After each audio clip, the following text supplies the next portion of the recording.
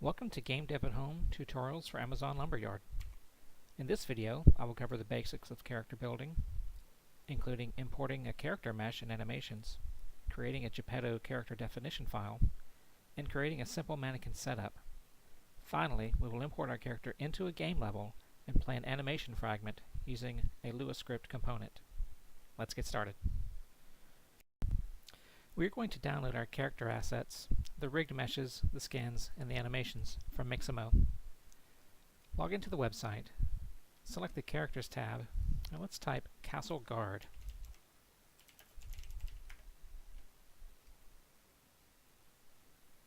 I'm going to select the Castle Guard. Now let's find a series of animations. Click the Animation tab, and let's search for Great Sword Pack.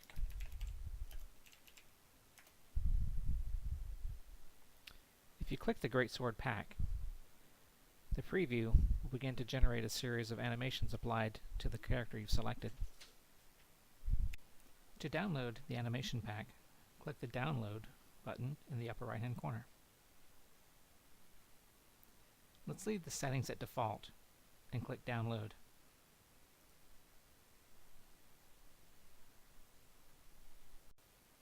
Our animation pack is downloaded into the Downloads folder. Let's decompress the compressed folder and see what we have.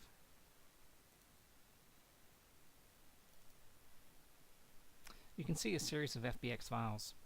These represent the animations and the meshes for our character. There's one file in particular that I want to call your attention to, and that is the CastleGuard01_FBX. This is the model file that we're going to use to begin creating our character. So let's copy it. Before we copy this file into our games folder structure, let's do a bit of housekeeping.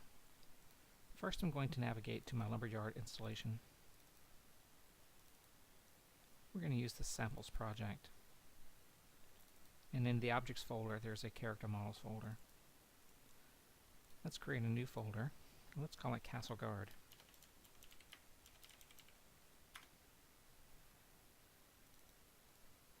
And let's paste the FBX file into this folder. Before we open the Lumberyard editor, let's ensure that the Samples project is our default project. Okay, it looks good. Let's open the Lumberyard editor.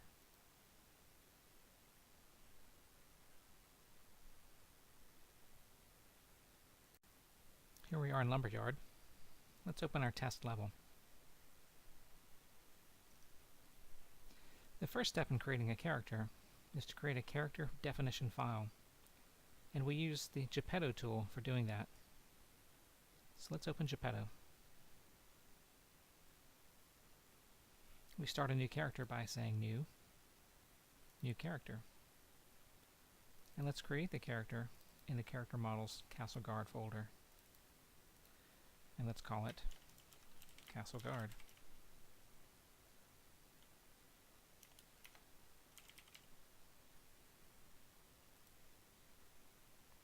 Okay, the first step is to select our character's skeleton. Skeletons are indicated by the CHR file suffix.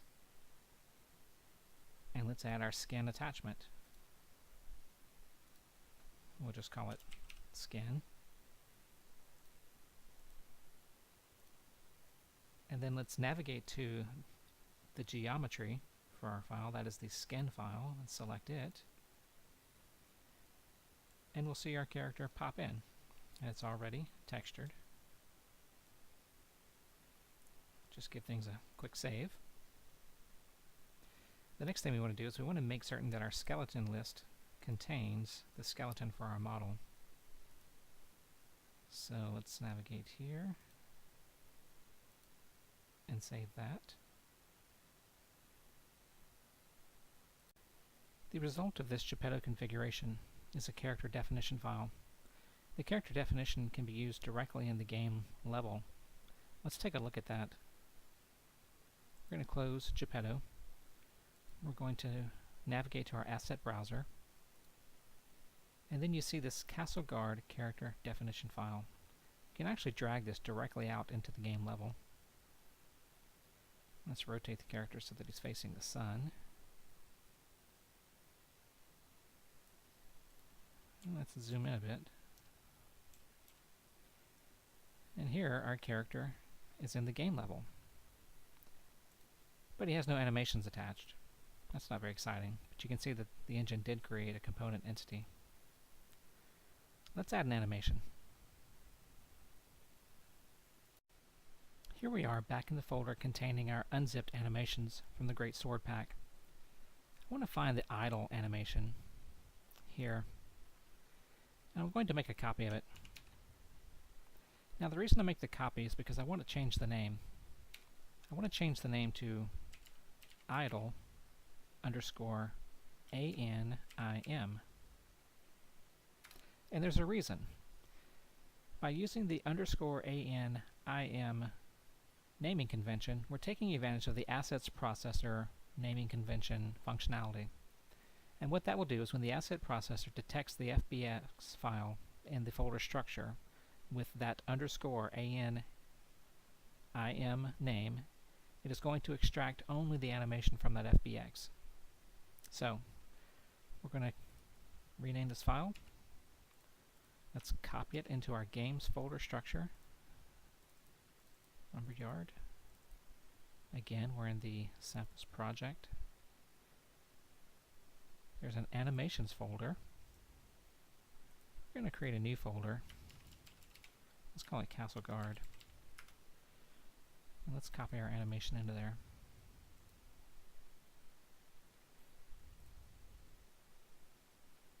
Lumberyard's asset processor has already picked up the file and processed it.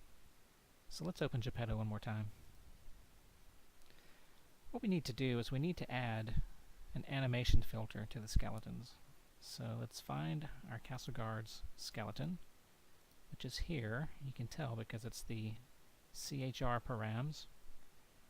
We're going to come over here to set animation filter. And we want to browse to the folder that is going to contain the animations for this character.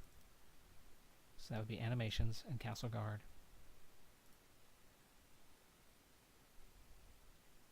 You can see now we have a new entry under the animation section. And we have an idle animation. So if we click on it, we can see our Castle Guard standing around, looking around, being idle.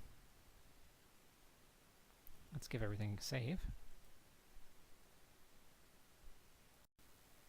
Let's add one more animation just to make things interesting. Let's close Geppetto. Let's go back to the folder where we have our animations, and let's look for the slash animation. Let's copy it. We're going to rename it.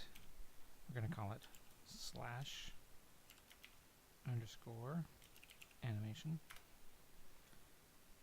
Let's grab that guy. And let's paste it into our games folder structure.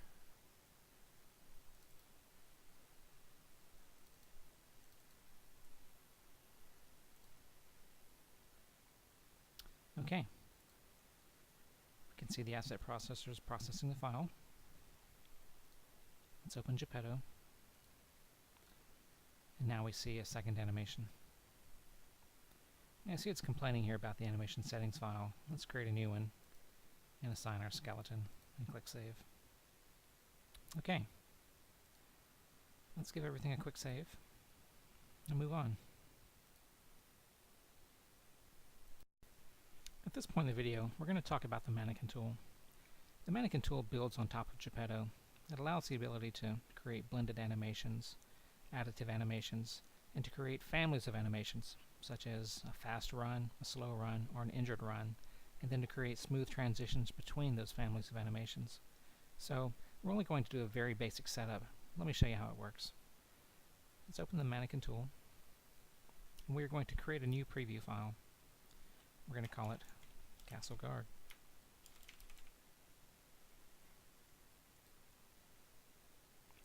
Okay, these fields are pre-populated. We need to select our preview model, and that should be the character definition file.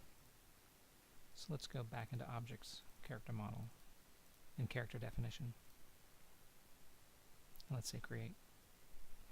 This dialog here is showing us the names of files that will be created. It's going to create an animation database file, a preview file, and a tag file. So let's just say yes there. And this is the mannequin tool. As I mentioned, we group together families of animations, and you do that. You create a family by creating a fragment ID, and then the members of the animation members of that family are fragments within that fragment ID. So let's create a new fragment, and let's call it idle. Say OK. Let's accept the defaults here,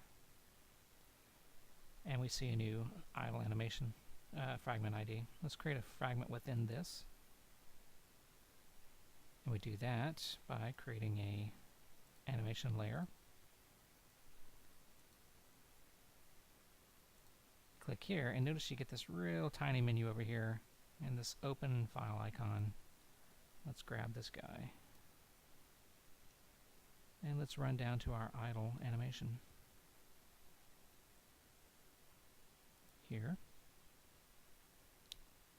That's the one. Say OK. And now if we play this, we can see that our character is in his idle animation. Let's go ahead and quickly add our slash fragment.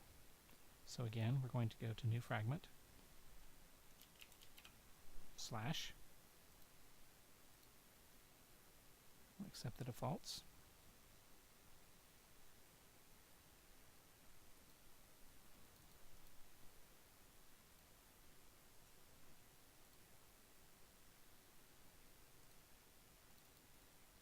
And then within this, a new fragment,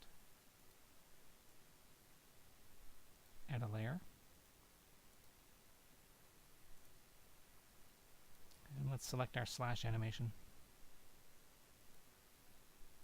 You can see it ever so slightly down here.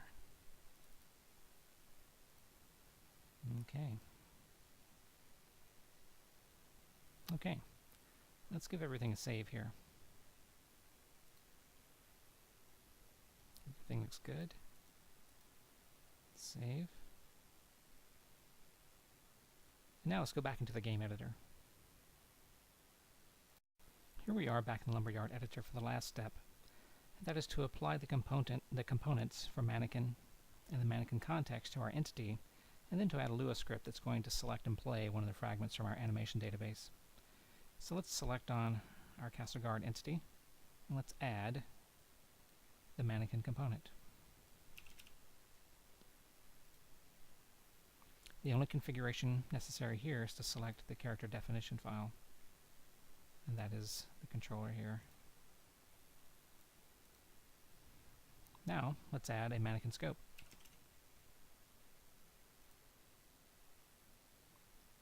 The configuration to complete here is to choose our animation database, which is here. And it's not necessary to select this target entity. The last component we want to add is a Lua script component. Okay. Let's create a quick script that's going to play our fragment. Let's open the Lua editor.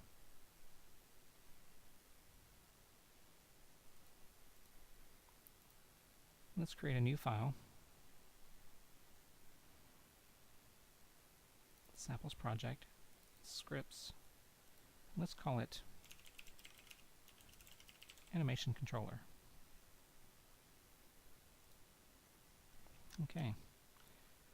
Very quickly, let's create the code that sets up the Lua table.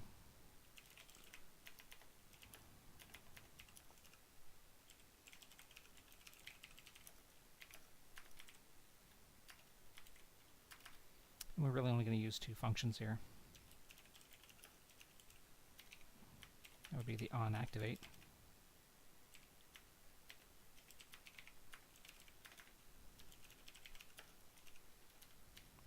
and then the onDeactivate.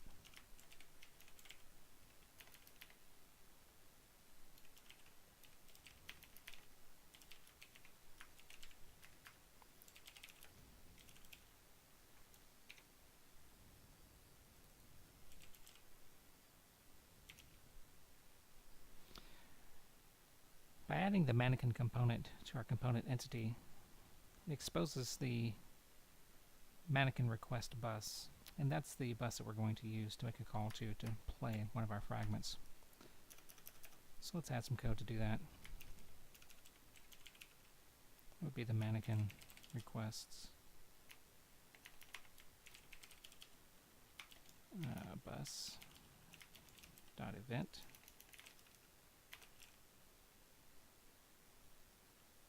dot queue fragment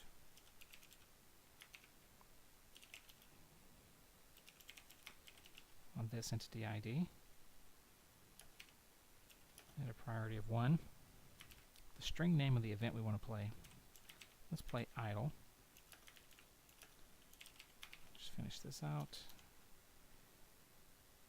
Let's save that. Assign it. Looks like everything was right, so it's on there. And let's cross our fingers and go into game mode. And here we can say we're playing the idle animation. But you notice a little bit of a bug. Notice the guard's belt. It's not really moving as he moves.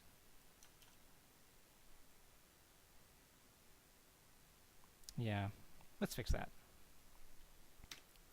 Let's go back into mannequin. Oh, sorry, that was Geppetto. Let's go back into mannequin. Let's find the idle fragment here. And let's check this box and this small option here that says full control over root movement. Let's check that guy. Let's save all the changes. Let's go back. Let's go back into game mode. Okay, see, now you can see that it turns with him. Let's back out a little bit. Now you notice he still kind of skates around, but that's, I think we're missing a bone on the ground. But the animation looks much better. Now because we have a couple of animations in the database, the only thing we need to do to play another animation is to change this to slash.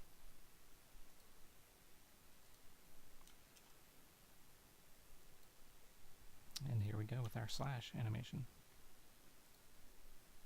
Looks like it may have the same issue in mannequin with the belt, so let's go back into mannequin. Let's find our slash animation. Let's check this guy. Save changes. Let's give it another go. Much better. Much better.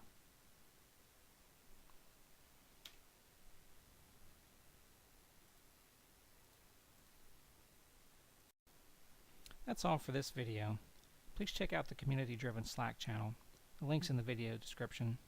If you have thoughts, suggestions, or corrections, just drop me a line in the comments below. Thanks for watching, and hope to see you next time.